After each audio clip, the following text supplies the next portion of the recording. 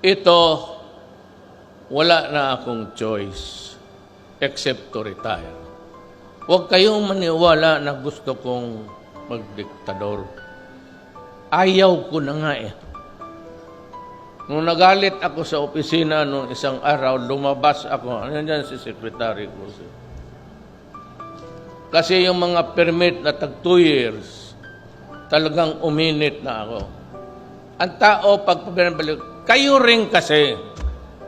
That's the problem with the Filipino. Ayaw ninyong mag-assert. Ayaw ninyong mag-ano.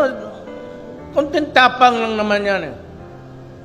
Kung kayo ay pabalik-balikin, tapos magsusuplado yung mga empleyado, sabihin mo, putang ina ka, nagbabayad ako ng buwis,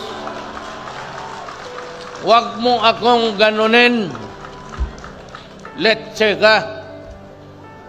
Kasi sa Davao, yung permit, 3 days. Eh kung upuan mo ng 1 buwan, bibigay talaga yan.